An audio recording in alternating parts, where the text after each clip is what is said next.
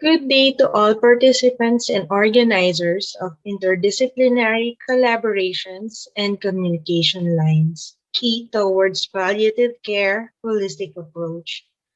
Happy World Hospice and Palliative Care Day. I'm Cherry Devi Agoyaoy, one of the participating visual artists of Art Show Philippines. Today, I will be sharing to you my art journey and how it has affected my day-to-day life and how art became my therapy in overcoming stress and anxiety. It is refreshing for health institutions to consider the art community as an essential contributor to public health. I hope that we all learn the benefits of creating art, and with a little inspiration, we can try to experience the creative process no matter what state of capacity or ability we may have.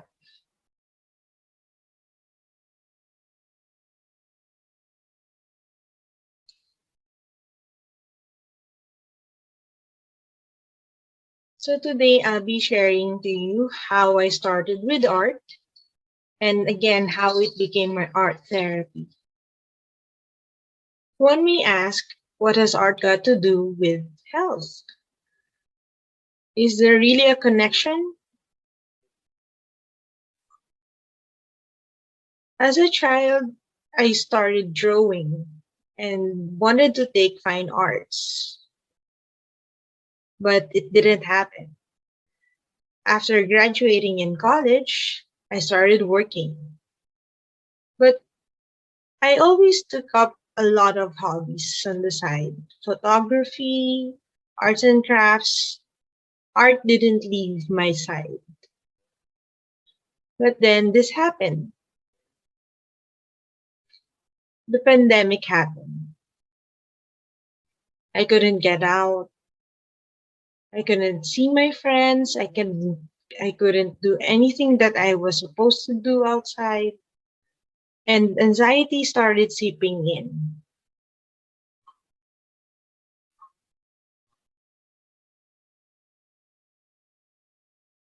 I couldn't do anything. I couldn't get out. So what did I do? Start of 2020, I already was starting with my bullet journal for anxiety.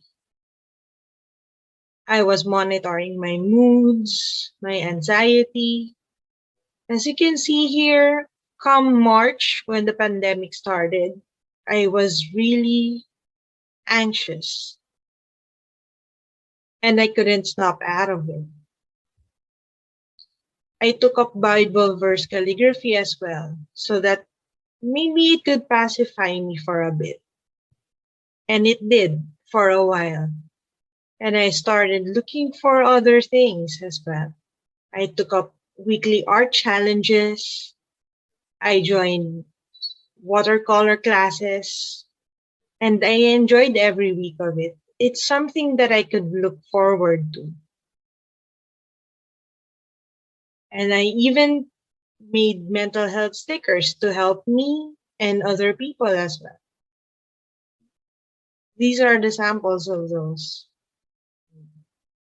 Artistic, creative, but still not enough. Not everyone considers themselves as creative, and they are hesitant to start creating art. I ask why. These are the reactions to creating art. Maybe one of these is what is your reaction. I don't know how to create art. That could be learned. I'm not confident enough to create art. Well, it could be built up. I don't want to create art because it is difficult.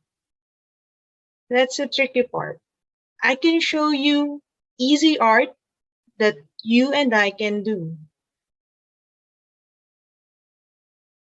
These are the 5 benefits of creating art.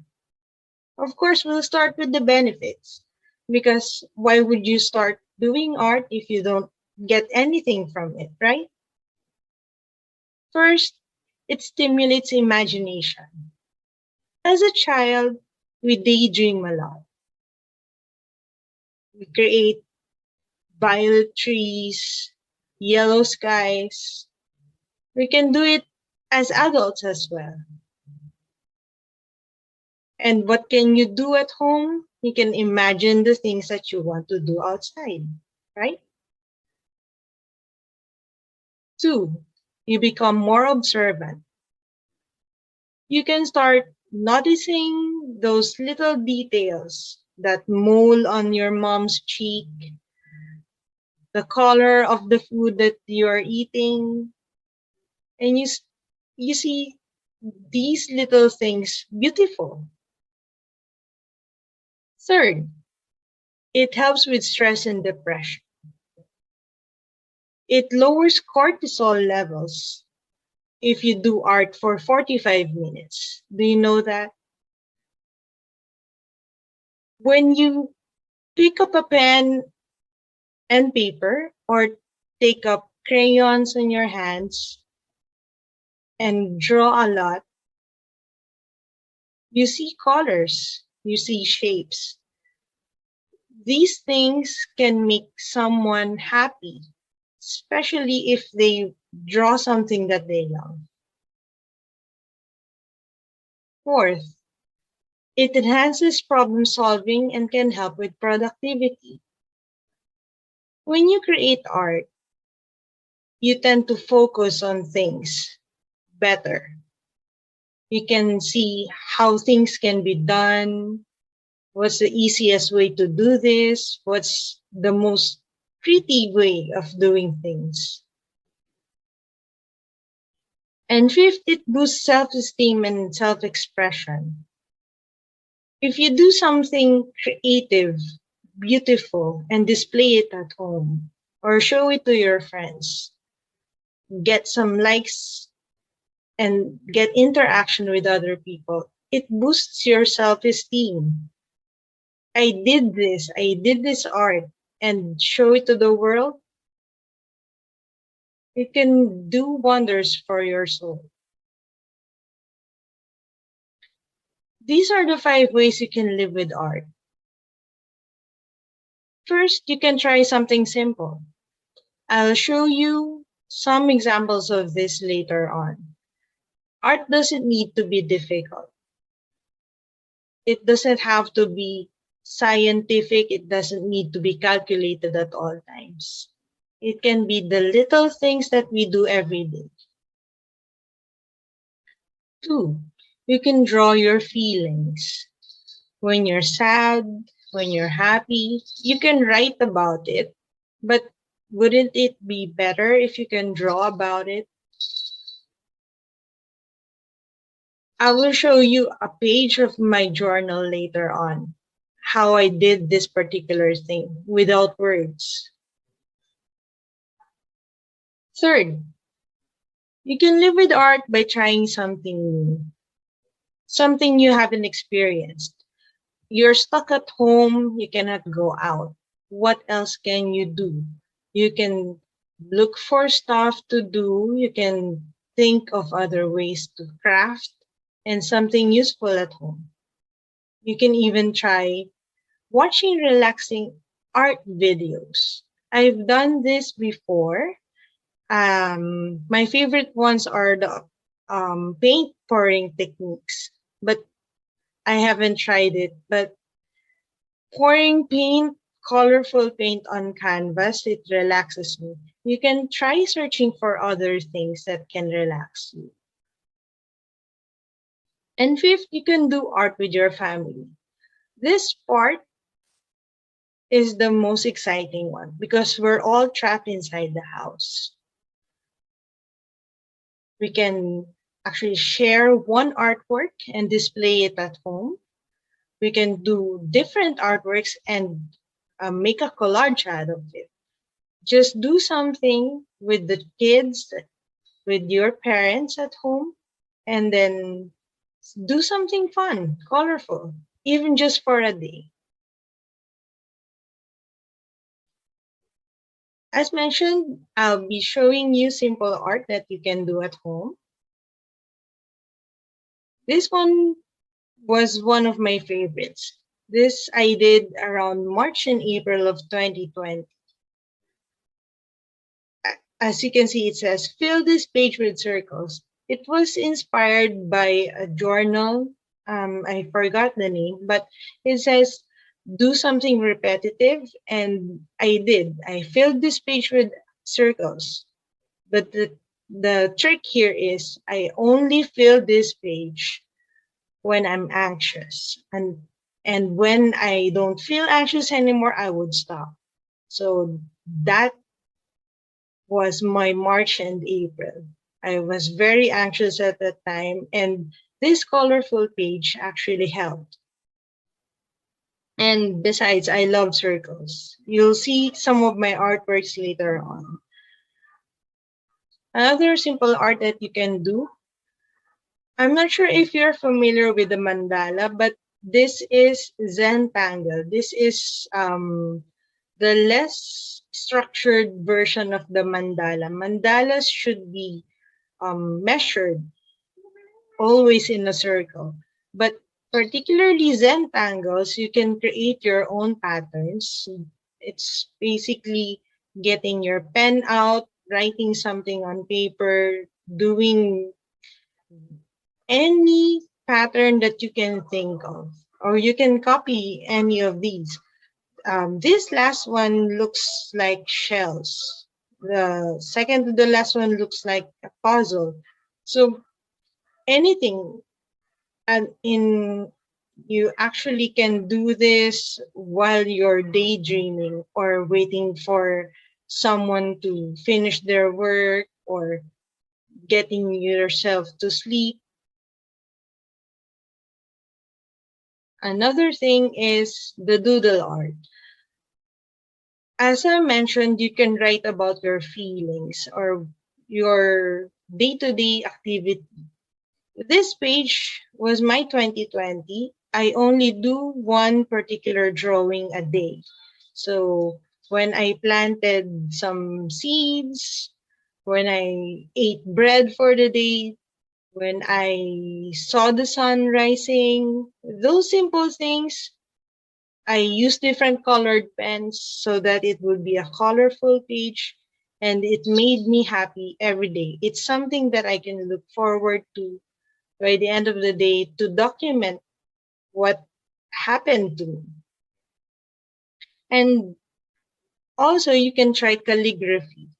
This particular page is from my journal, and it's for affirmations. It's something that I look at every day to remind myself what are my best characteristics. And of course, I drew something, but this is not yet the visual artist cherry version. It's just something that I do so that I could get on with my day-to-day life.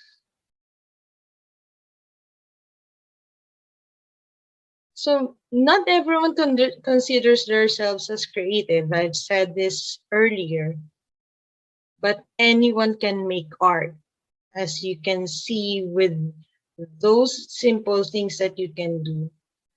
You can get a healthier mind and a positive outlook just by creating something colorful and beautiful. As I've mentioned earlier, I've tried watercolor classes and done art challenges weekly. Come September of 2020, I started joining exhibits, and these are my artworks. They're a little so-so, but some of these were sold. So it really boosted my self-esteem. And besides, I did this for fun, for 2020, the least. Come 2021, I was starting to get a little bit serious about being an artist. And remember those circles that I did for anxiety? I did them on my art. Of course, they actually changed a bit. They're more colorful, more planned at this time, but they always make me happy when I see them, when I do them actually. It's really relaxing to do those repetitive circles. And it has been my art style, and some of my friends actually recognize my art just by looking at those circles. And I also started drawing this particular character. They're always they always have their eyes closed, as if dreaming of something beautiful. This one is my largest yet. It's an 18 by 24 artwork. I only did this for a day, actually. And this one is an entry to a contest, but unfortunately I didn't win, but I had a lot of fun doing it. It's a visual poetry piece documenting my journey as an artist, how I started with art. And then the journey continues with these characters, the dreamy ones.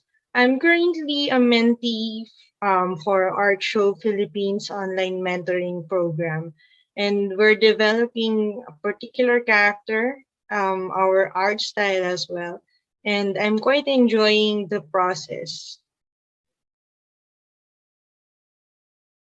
So I guess that would be it.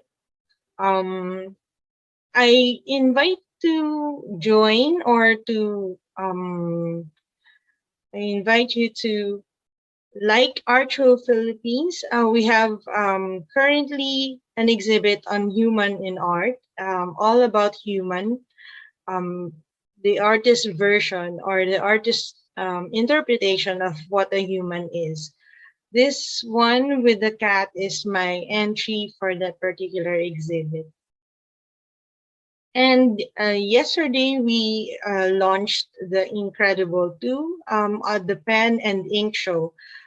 The journal that I did that I've shown you is done on gel pens and ball pens only.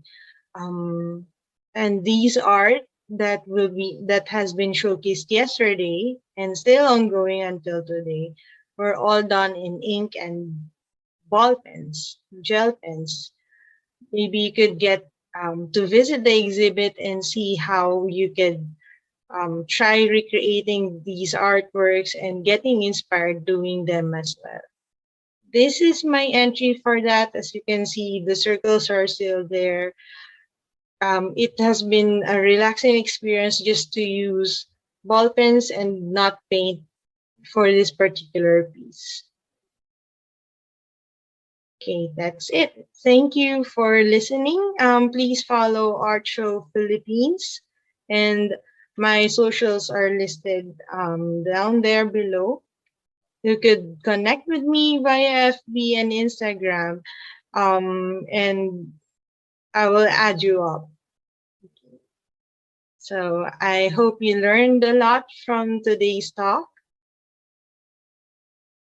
and I hope that you could get to drawing or just doodling down your feelings and creating art and experience the art therapy for yourself. Thank you.